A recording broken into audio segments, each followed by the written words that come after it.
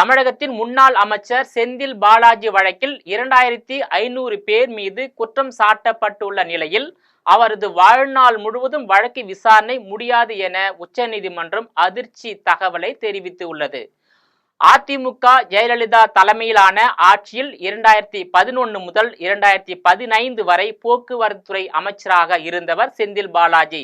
அந்த சமயத்தில் அரசு வேலை வாங்கி தருவதாக பொதுமக்களிடம் கோடிக்கணக்கில் பணம் பெற்று மோசடி செய்துவிட்டதாக செந்தில் பாலாஜி மீது சென்னை மத்திய குற்றப்பிரிவு போலீசார் வழக்கு பதிவு செய்தனர். இவ்வழக்கில் சட்டவிரோத பண பரிமாற்றம் நடந்துள்ளதாக மற்றொரு வழக்கை பதிவு செய்த அமலாக்கத்துறை 2023ஆம் ஆண்டு செந்தில் பாலாஜி அதிரடியாக கைது செய்தது.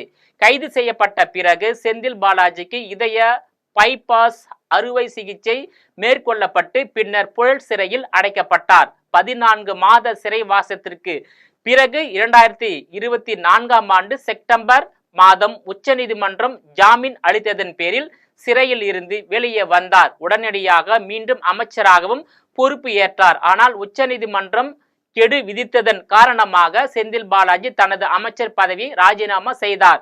இந்த வழக்கு சென்னையில் உள்ள மாவட்ட முதன்மை அமர்வு நீதிமன்றத்தில் தற்போது நடைபெற்று வருகிறது. செந்தில் பாலாஜி மீதான பண மோசடி வழக்கில் குற்றப்பத்திரிகையுடன் பல துணை குற்றப்பத்திரிகைகள் இணைக்கப்பட்டதை எதிர்த்து தாக்கல் செய்யப்பட்ட மனுக்களை சென்னை உயர்நீதிமன்றம் மார்ச் மாதம் தள்ளுபடி செய்தது.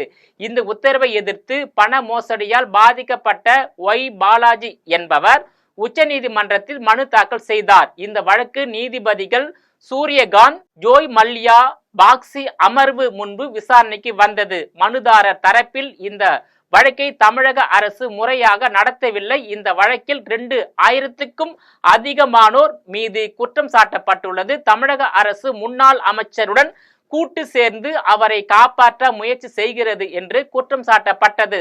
அனைத்து தரப்பு வாதங்களையும் கேட்டுக்கொண்ட நீதிபதிகள் இந்த வழக்கில் சுமார் 2000 முதல் 2500 பேர் வரை குற்றம் சாட்டப்பட்டு உள்ளனர்.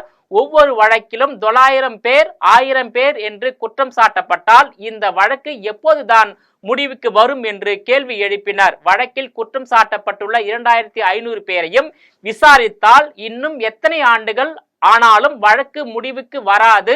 செந்தில் பாலாஜியின் வாழ்நாள் முழுவதும் இந்த வழக்கு விசாரணை முடியாது என்று காட்டமாக குறிப்பிட்டனர். மேலும் வேலை வாங்குவதற்கு லஞ்சம் அளித்ததாக கூறப்படும் 2000 பேரையும் குற்றவாளிகளாக சேர்த்து செந்தில் பாலாஜி மீதான விசாரணையை தாமதப்படுத்த தமிழக அரசு முயற்சித்து வருகிறது என்றும் நீதிபதிகள் கருத்து தெரிவித்தனர். மேலும் செந்தில் பாலாஜியை தவிர இவ்வழக்கில் சம்பந்தப்பட்டுள்ள இடைத்தரகர்கள் யார், செந்தில் பாலாஜியின் பரிந்துரையின் பேரில் செயல்பட்ட அரசு அதிகாரிகள் யார், தேர்வு குழு உறுப்பினர்கள் யார் என்றெல்லாம் கேள்வி எழுப்பிய நீதிபதிகள் இதற்கு பதில் அளிக்க வேண்டும் என தமிழக அரசுக்கு உத்தரவு பிறப்பித்து உள்ளது. செந்தில் பாலாஜிக்கு எதிரான வழக்குகளை பட்டியலிட அறிவுறுத்திய நீதிபதி வழக்கை விரைந்து முடிக்க வேண்டும் என்றும் அறிவுறுத்தி உள்ளது.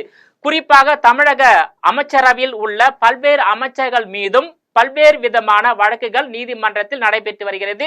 குறிப்பாக தமிழக சுகாதாரத்துறை அமைச்சராக உள்ள மா சுப்பிரமணியன் மீது நில மோசடி வழக்கு நீதிமன்றத்தில் நடைபெற்று வருகிறது. அதேபோல் தமிழக அமைச்சரவையில் மூத்த அமைச்சராக உள்ள துரைமுருகனின் மகன் மற்றும் நாடாளுமன்ற உறுப்பினருமான கதிர் ஆனந்த் மீதான வருமானத்துக்கு அதிகமான சொத்து குவித்த வழக்கும் நீதிமன்றத்தில் நடைபெற்று வருகிறது.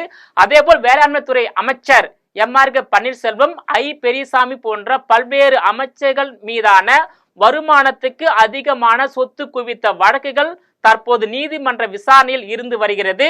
திமுகவில் உள்ள பல்வேறு அமைச்சர்கள் பலவிதமான குற்றச்சாட்டுகளில் ஈடுபட்டு வருகிறார்கள். குறிப்பாக நில மோசடி, பண மோசடி, வருமானத்துக்கு அதிகமாக சொத்து சேர்த்த வழக்கு என பல்வேறு விதமான குற்றச்சாட்டுகளில் ஈடுபடக்கூடிய அமைச்சர்களாக தமிழக முதலமைச்சர் மு.க. ஸ்டாலின் தலைமையிலான அமைச்சரவையில் ஈடுபட்டுள்ளனர்.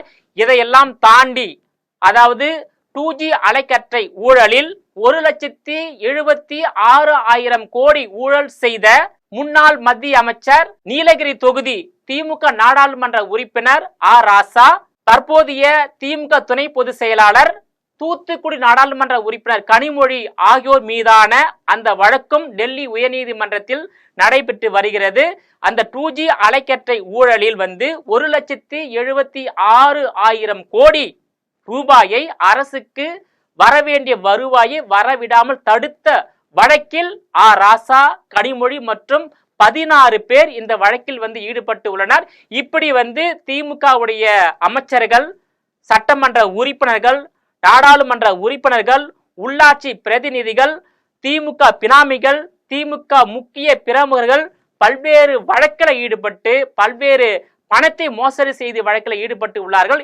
இதனால்தான் 2026 திமுக ஆட்சி வீட்டுக்கு அனுப்பப்பட்டால் முதலமைச்சர் முதல் அனைத்து அமைச்சர்களும் நிச்சயமாக சிறைக்கு செல்வது உறுதி என்பதை பாஜகவும் அதிமுகவும் தெல்ல தெளிவாக தெரிவித்து வருகிறது. இதனால்தான் அண்ணா அறிவாலய திமுகவை குற்றவாளிகளின் கூடாரமாகவும் அநீதியின் அடையாள சின்னமாகவும் அண்ணா அறிவாலய திமுக செயல்பட்டு வருவதாக சமூக ஆர்வலர்கள், தமிழக அரசியல் கட்சி தலைவர்கள், தமிழக அரசியல் நிபுணர்கள், பொதுமக்களுடைய குற்றச்சாட்டாக உள்ளது. இந்த குற்றத்திற்கெல்லாம் 2026 சட்டமன்ற தேர்தல் விடை அளிக்கும் என்றும் எதிர்பார்க்கப்படுவது குறிப்பிடத்தக்கது. நேயர்களை மீண்டும் இது போன்ற மற்றொரு நிகழ்ச்சியில் சந்திக்கிறேன். அதுவரையில் உங்களிடமிருந்து விடை பெறுவது நான் உங்கள் விஜயபாலன்.